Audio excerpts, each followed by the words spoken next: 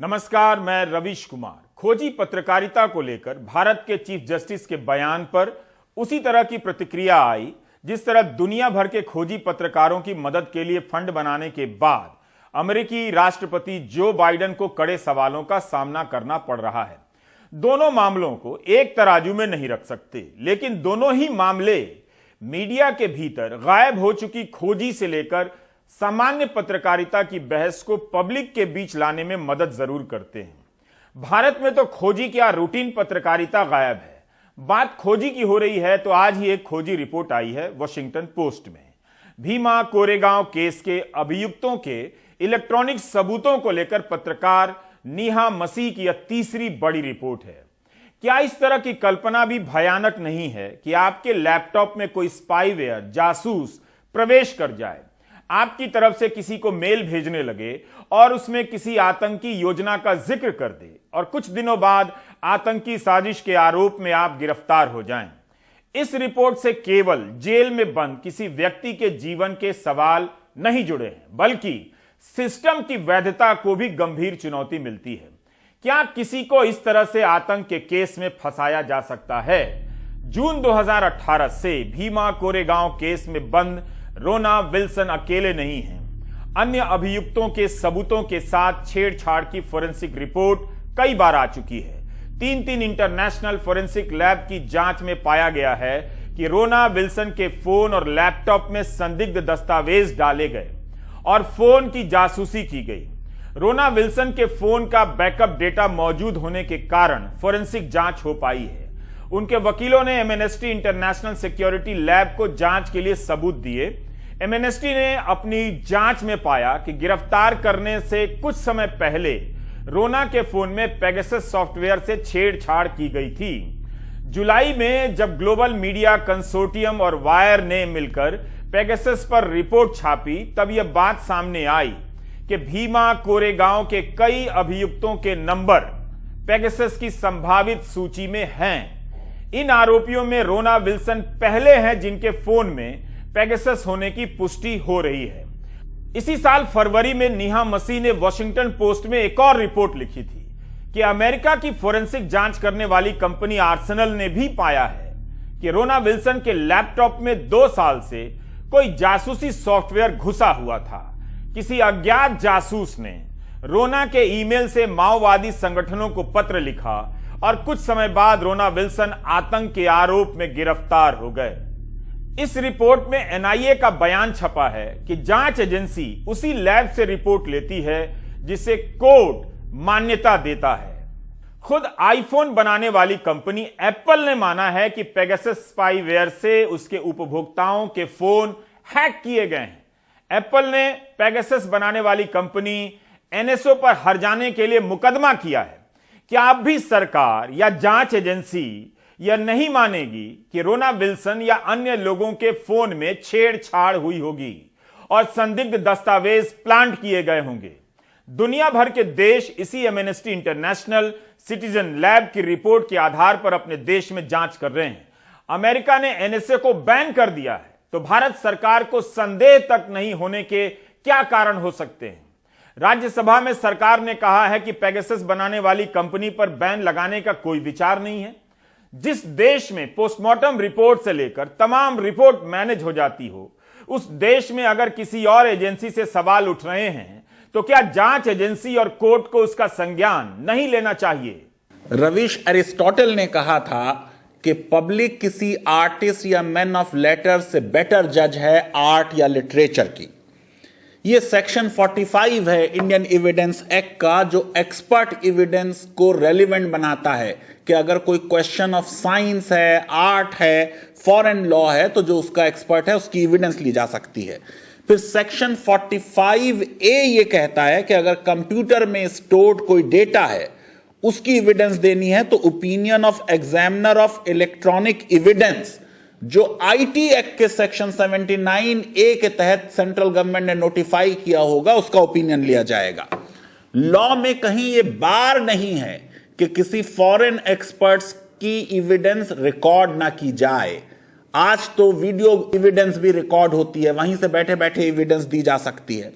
समझना यह है कि हमारे यहां एक प्रिंसिपल है फेयर ट्रायल का, स्पीडी ट्रायल का, ये सब्सटेंटिव राइट है किसी भी अभियुक्त का।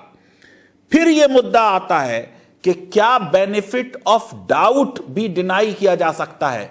ये जो जितनी रिपोर्ट्स बाहर से आ रही हैं, इससे प्रोसिक्यूशन का केस वीक हो रहा है और ऐसे में कन्विक्शन होने की पॉसिबिलिटी बहुत कम मुझे नजर आती है।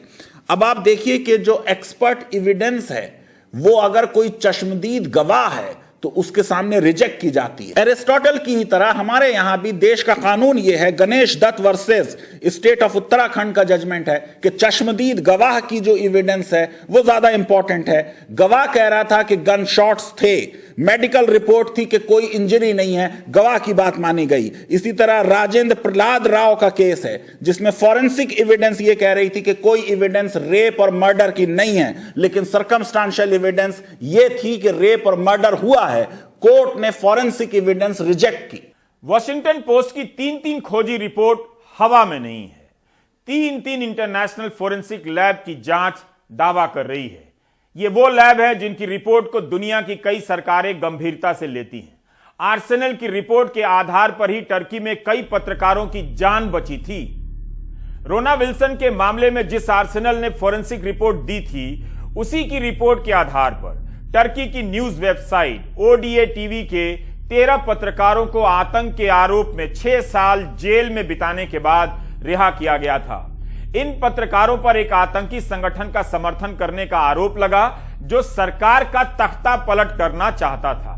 इसी तरह के आरोप भीमा कोरेगांव केस में भी हैं। आर्सेनल ने अपनी जांच में साबित कर दिया कि ओडीए टीवी के पत्रकारों के कंप्यूटर में हैकरों के जरिए कई संदिग्ध दस्तावेज डाल दिए गए जिसके बारे में पत्रकारों को भनक तक नहीं थी और बाद में सरकार ने आतंक के आरोप में उन्हें 6 साल के लिए जेल में बंद कर दिया।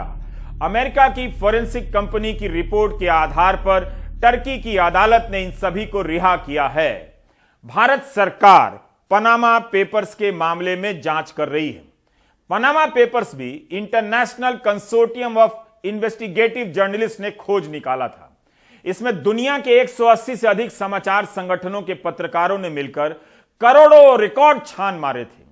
ठीक उसी तरह से पेगासस मामले में भी दुनिया भर के 16 समाचार संगठनों के 80 से अधिक पत्रकारों ने मिलकर काम किया, लेकिन पनामा पेपर्स की जांच करने वाली सरकार ने पेगासस पर्दाफाश की जांच से इनकार कर दिया। आज की जो हमारी रिपोर्ट है वो भीमा कोरेगांव केस में 5वीं रिपोर्ट है इस साल। इनके द्वारा हम ये बता पाए हैं कि कैसे रोना विल्सन और उनके साथी जो 3 साल से ज्यादा जेल में हैं, उनके डिवाइसेस हैक किए गए एक के बाद एक। फरवरी में हमने बताया था कि रोना विल्सन का लैपटॉप हैक हुआ है और उसके ऊपर दस्तावेज प्लांट किए गए जो पुलिस ने चार्जशीट में उनके खिलाफ एविडेंस दिखाई है। ये जांच की थी आर्सेनल कंसल्टिंग ने, एक अमेरिकन कंपनी है जिनको विल्सन के लॉयर्स ने उनकी एक लैपटॉप की क्लोन्ड कॉपी दी थी। जुलाई में हमने पेगासस प्रोजेक्ट के तहत ये बताया कि विल्सन और उनके 7 साथियों का नंबर एक लिस्ट में पाया गया जिसमें कुछ लोग पेगासस से टारगेट हुए थे। इस इन्वेस्टिगेशन के बाद आर्सेनल के द्वारा हम ये कंफर्म कर पाए कि जो फोन का बैकअप उस कंप्यूटर विल्सन के कंप्यूटर के बैकअप में था वो पेगासस से इन्फेक्टेड था। इसकी जांच हमने एमनेस्टी इंटरनेशनल से भी करवाई। ये जितनी भी रिपोर्ट्स आई हैं उन सब की जांच आर्सेनल के अलावा हमने विशेषज्ञों से करवाई हैं अमेरिका, कनाडा और यूरोप में, और उन सब ने इनकी फाइंडिंग्स को सही बताया है। सबसे जरूरी बात यह है कि विल्सन का लैपटॉप 2016 में हैक हुआ और उनका फोन 2017 में पहली बार, और ये दोनों चीजें हुई हैं भीमा कोरेगांव और एल्गार परिषद के प्रोग्राम से पहले, जिसके बेसिस पे ये पूरा केस उनके अगेंस्ट है। 2018 में सुप्रीम कोर्ट के तत्कालीन जस्टिस रंजन गोगोई ने भी कहा था कि तरह तरह के सवाल उठाने वाले जज स्वतंत्र पत्रकार लोकतंत्र के पहले मोर्चे के सिपाही हैं।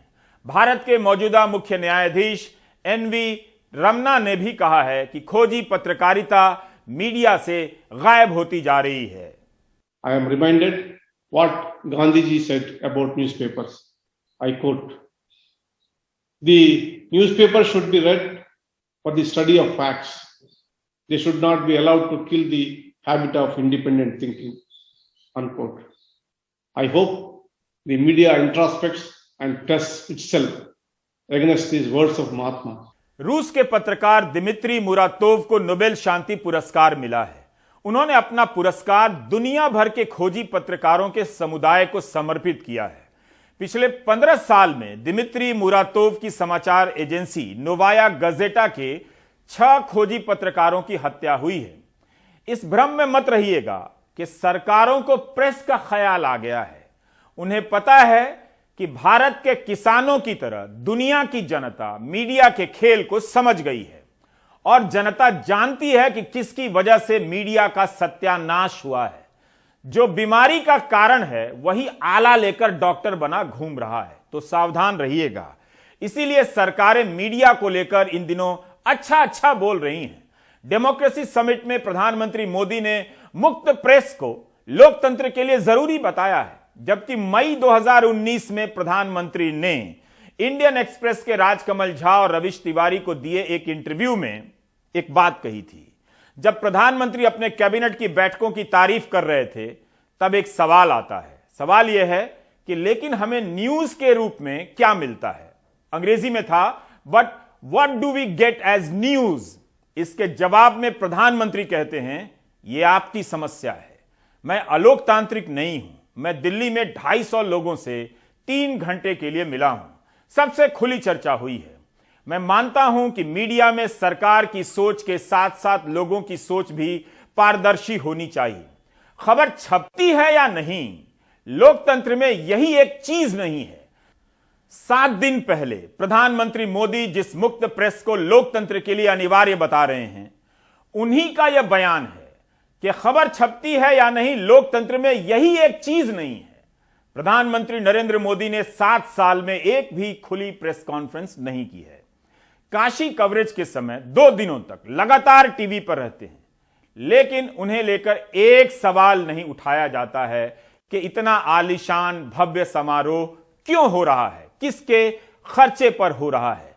प्रधानमंत्री दिन भर मीडिया में रहते हैं, टीवी के सामने रहते हैं, मगर पत्रकारों के सवालों से दूर रहते हैं।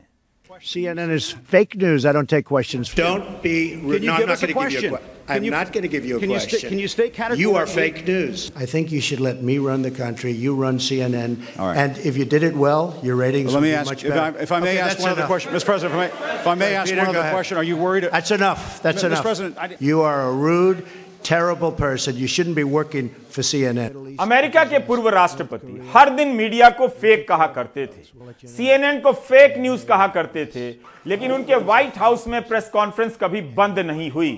इस प्रेस कॉन्फ्रेंस में पहले से सवाल तय नहीं होते हैं। जिसकी बारी आती है वो सवाल पूछ लेता है, राष्ट्रपति जवाब देते हैं। प्रधानमंत्री मोदी ने 7 साल में एक भी खुली प्रेस कॉन्फ्रेंस नहीं की है। प्रधानमंत्री मोदी चाहें तो अमेरिका की तरह खुली प्रेस कॉन्फ्रेंस की परंपरा भारत में शुरू कर सकते हैं। अगर हम जैसे पत्रकारों से समस्या है तो गोदी मीडिया के पत्रकारों को ही बुलाकर यह खुली प्रेस कॉन्फ्रेंस की जा सकती है। कम से कम भारत की जनता पत्रकारिता का नमूना ही देख लेगी। इस कड़ी में खोजी पत्रकारिता को लेकर दिए गए चीफ जस्टिस एनवी रमना के बयान को देखना चाहिए। वे मसले को जनता के बीच प्रमुखता से लाने में मदद कर रहे हैं, जिस पर मीडिया भी बात नहीं कर रहा है। तब भी नहीं जब खोजी पत्रकारों को नोबेल पुरस्कार मिल रहा है, और तब भी नहीं जब जो बाइडेन खोजी पत्रकारों की मदद के लिए ग्लोबल फंड बना रहे हैं। As a person whose first job was that of a journalist, I'm taking the liberty to share a few thoughts on present day media. The concept of investigative journalism is unfortunately vanishing from the media canvas. It is true, at least in the Indian context. When we are growing up, we eagerly look forward to newspapers exposing big scandals. The newspapers never disappointed us those days. In the past, we have witnessed newspaper reports on scandals and misconduct, creating waves leading to serious consequences. Barring 1 or 2, I don't recall any story of such magnitude. Everything in our garden appears to be rosy. I leave it to you to arrive at your own conclusions. यह बहस media के बीच होनी चाहिए थी, लेकिन सवाल supreme court को लेकर उठ गया, जो कि गलत भी नहीं था। 25 नवंबर 2019 को खोजी पत्रकार नितिन सेठी ने पैसा पॉलिटिक्स के नाम से हफ पोस्ट के लिए 6 रिपोर्ट की श्रृंखला फाइल की, जिसमें दिखाया कि किस तरह इलेक्टोरल बॉन्ड वाले कानून को पास कराने के लिए संसद से लेकर जनता के बीच सरकार ने कई तरह की बातें कही जो सही नहीं थी। लोग इस रिपोर्ट को लेकर पूछने लगे कि इस मामले में सुनवाई कब पूरी होगी, क्योंकि इसकी फाइल में इलेक्टोरल फंड से लेकर की गई खोजी पत्रकारिता भी शामिल है।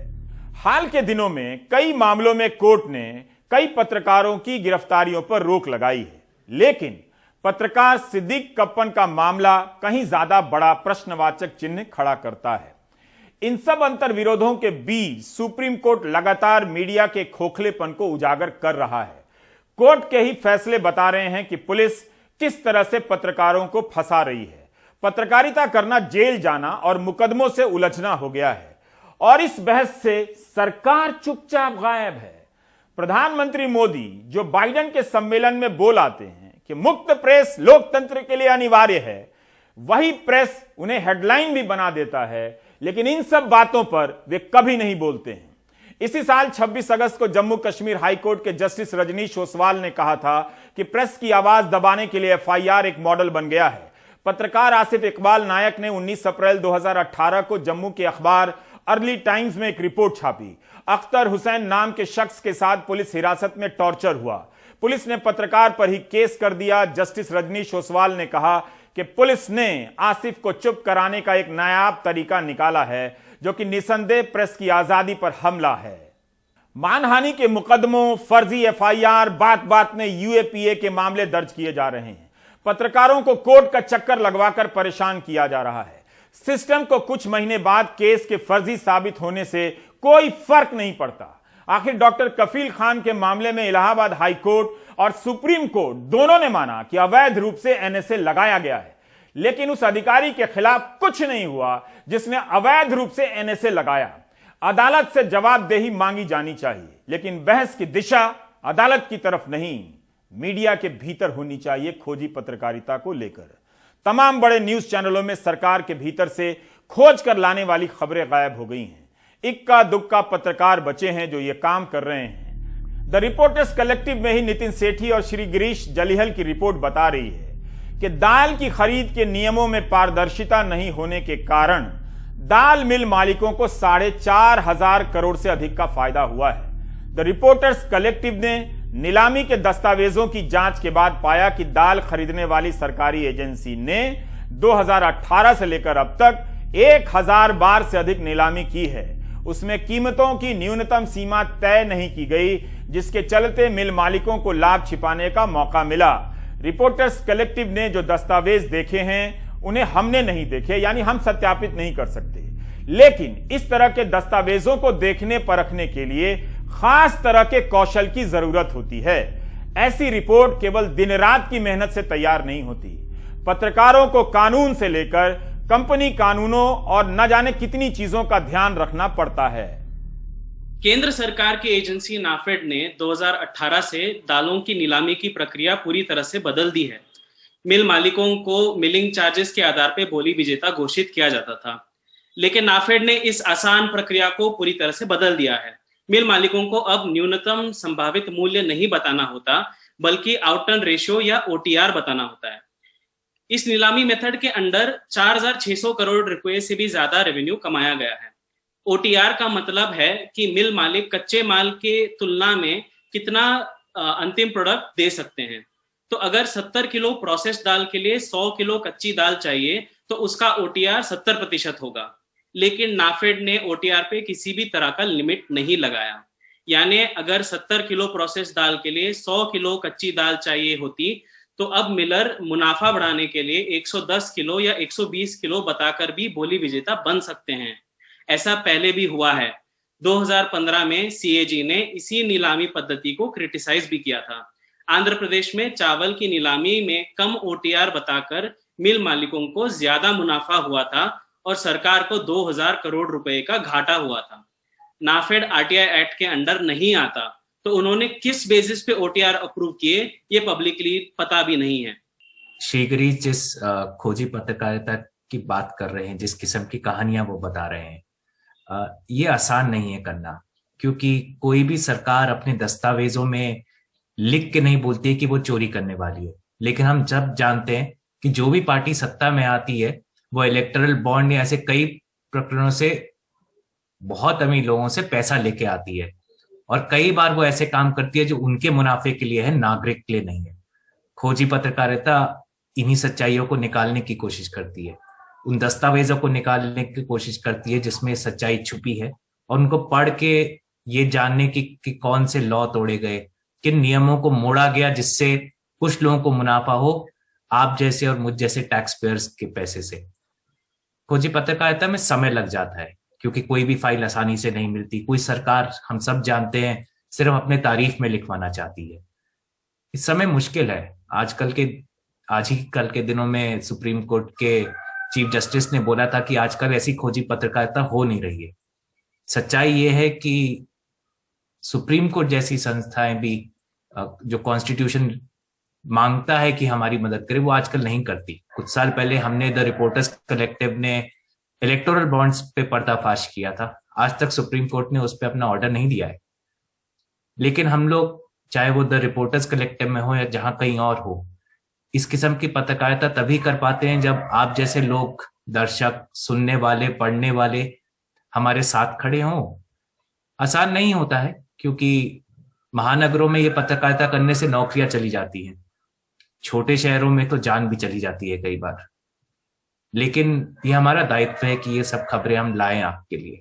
अमेरिका के राष्ट्रपति जो बाइडेन ने दुनिया भर के खोजी पत्रकारों की कानूनी मदद के लिए fund for public interest media बनाया, जिससे दुनिया भर के खोजी पत्रकारों की मदद की जाएगी। बड़ा अच्छा लगा हेडलाइन। लेकिन अमेरिका अपने ही खोजी पत्रकार जूलियन असांज और एडवर्ड स्नोडेन के मामले में क्या कर रहा है? दोनों विसिल ब्लोअर हैं। बाइडेन ने अपने भाषण में विसिल ब्लोअर की सुरक्षा पर भी बात की थी, लेकिन जूलियन असांज और स्नोडेन को लेकर उनसे गंभीर सवाल होने लगे। भारत का मीडिया शायद इस प्रदर्शन को दिखाना ना समझे। इसके लिए खोजी पत्रकार होने की जरूरत नहीं है, बल्कि नागालैंड की राजधानी कोहिमा में होने की जरूरत है, ताकि दिख सके कि आज वहां क्या हुआ। भारत सरकार और सेना के अफसोस प्रकट करने के बाद भी लोगों की नाराजगी कम नहीं हुई है। नगा स्टूडेंट फेडरेशन ने बड़ा प्रदर्शन किया है।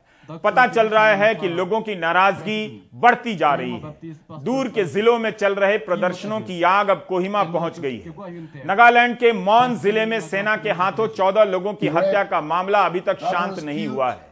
पुलिस ने एफआईआर में इसे हत्या ही लिखा है। लोग इस मामले में इंसाफ चाहते हैं। सेना से असहयोग के नारे लग रहे हैं। बैनरों पर लिखा है, अफस्पा हटाने के पहले कितनी बार गोलियां चलेंगी। संसद में भी armed forces special powers act हटाने की मांग हो रही है। राष्ट्रीय उत्सवों से दूर रहने के नारे लग रहे हैं। छात्र यह भी मांग कर रहे हैं कि 6 दिसंबर को संसद में गृहमंत्री अमित शाह ने जो बयान दिया है वो गलत है, भ्रामक है, उसे वापस लें। गृहमंत्री के बयान पर भी लोगों को यकीन नहीं है। आप प्राइम टाइम देख रहे हैं, उस पर तो यकीन है। ब्रेक ले लीजिए। Kohima Baptist Pastors Fellowship keynote address. Eno Kegwa Yunte, President Naga Students Federation.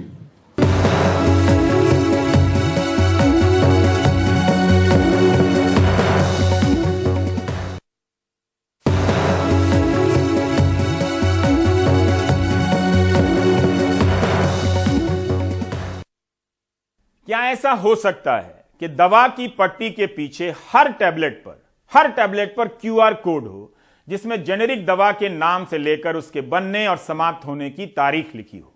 Delhi university के मैत्रेयी कॉलेज की एसोसिएट प्रोफेसर डॉक्टर स्मृति सिंह और सेंट स्टीफेंस अस्पताल के डॉक्टर मैथ्यू वर्गीज इस बात को लेकर कई दिनों से जूझ रहे थे। एक दिन स्मृति सिंह ने अपना यह सुझाव नीति आयोग और प्रधानमंत्री कार्यालय को भेज दिया। स्मृति सिंह का यह आइडिया करोड़ों रोगियों के लिए राहत की खबर लेकर आने वाला है। परिमल की यह रिपोर्ट। हमारे पास भी छोटे बच्चे हैं। We are caregivers, we also need medicine and we mostly depend on memory and all those things. तो medicine have to be made accessible where expiry date should be known to us, मतलब हमें expiry date पता होना चाहिए। और we should know कि उसका manufacturing date क्या है और कितने mg का है। जेएनयू से पढ़ाई करने वाली स्मृति देख नहीं पाती। पति शोभन भी देखने में अक्षम हैं। 2 बच्चे हैं। इस साल अप्रैल में पूरा परिवार कोरोना की दूसरी लहर की चपेट में आ गया। दवाइयों की लंबी लिस्ट और खुराक का अलग अलग लेखा जोखा, इससे परिवार की मुश्किलें और बढ़ गईं। स्मृति हाथ से टटोलकर दवा पहचानने की कोशिश करती रहीं, पर कई दवाइयां तो बाहर से एक जैसी ही थी। उस वक्त उनको लगा कि दवाई की स्ट्रिप पर QR कोड हो तो परेशानी कम हो जाए। उन्होंने प्रधानमंत्री से लेकर स्वास्थ्य मंत्रालय और नीति आयोग को लिखा। फिलहाल मुझे रिस्पांस नीति आयोग से मिला है, वीके पॉल सर से, और उन्होंने अश्योर किया है कि this would be done within 2 to 3 months. He will make medicine accessible. He is committed to it. मतलब QR कोड होगा। Yes, that's what he has assured me. अब देखो, मैं आपको बताना चाह रही हूँ जो ये यही बताना चाह रही हूँ। ये कॉम्बीफ्लैम और O2 दिखने में डिफरेंट लग रहा है जी, लेकिन इसको टच करके देखो। अब ये टच करने में एक जैसा है जी। सपोज करो ये मुझे टेक इट, राइट। ये लड़की और घर में कोई नहीं है, और घर में कोई नहीं है। स्मृति दवाई की स्ट्रिप दिखाकर परेशानी बताती रहीं, बीमारी वाले पुराने दौर को दोहराती रहीं।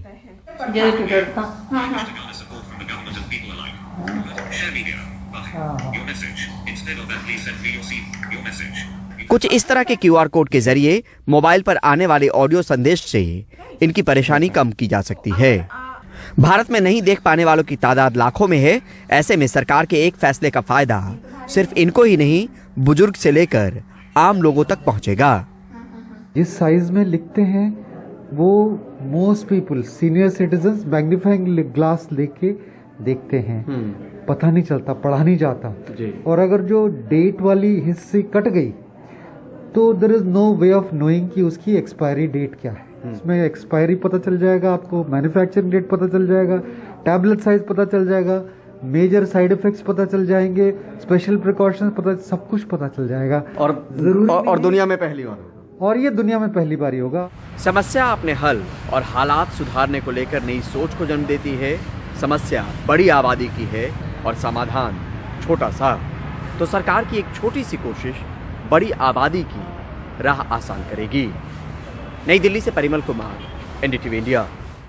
आप देख रहे थे प्राइम टाइम। नमस्कार।